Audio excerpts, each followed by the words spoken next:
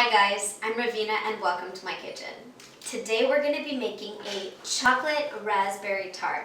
Now it's vegan and gluten-free, but it's ridiculously easy to make and it is so delicious and decadent and just like kapow with chocolate flavor. So we're starting off with a springform pan, and what that basically means is that you have the base and you have the sides and they detach, and this is typically used for a cheesecake.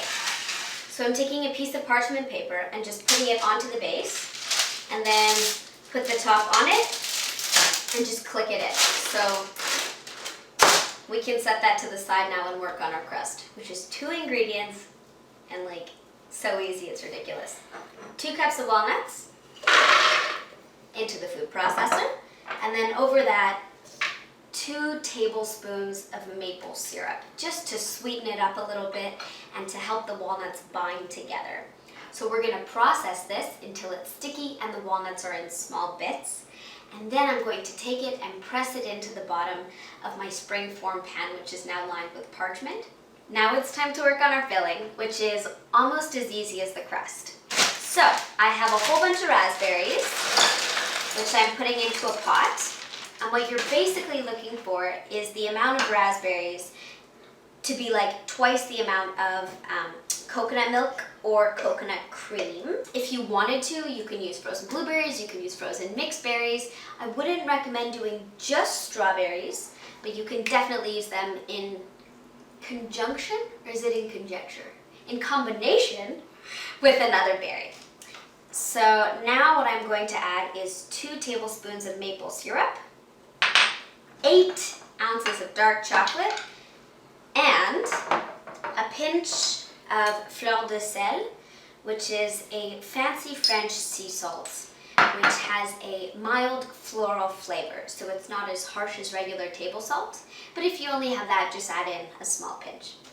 And now this is going to go on the stove over around medium heat, and all you need to do is babysit it, give it a little bit of love, and stir it every minute or so until everything is smooth and melted and just looks divine. Oh my god, my mixture is done. It is so luscious.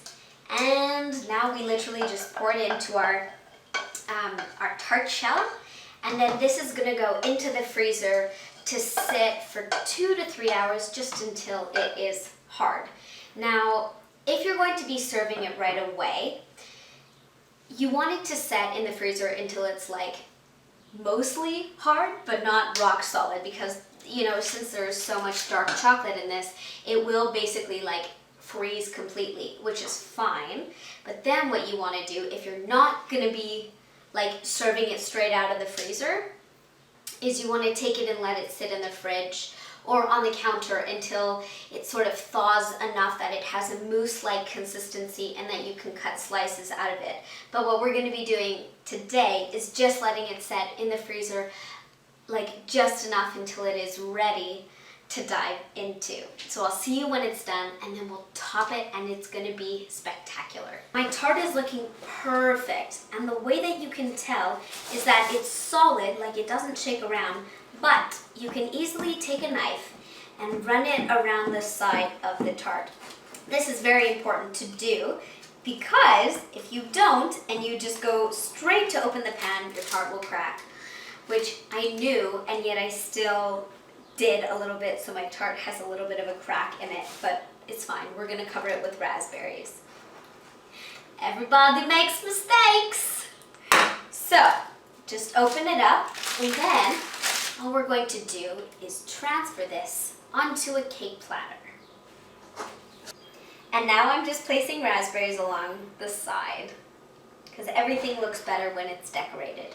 If you wanted to, you could make some coconut whipped cream and gild de lily and put that either sort of in little dollops on the side, or you could make one big mound in the center. That would be very beautiful as well. But this cake is quite rich, and I don't think it's completely necessary. Oh my god. So luscious. Creamy and chocolatey. seriously, you'd never know that this is like vegan.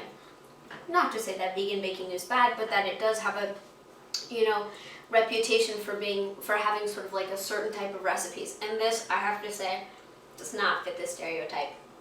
It is elegant and delicious and easy, and the recipe is on my site, reveenaskitchen.com. And if you take a photo, share it with me on my social medias, and I'll see you soon. Thank you for watching. Bye.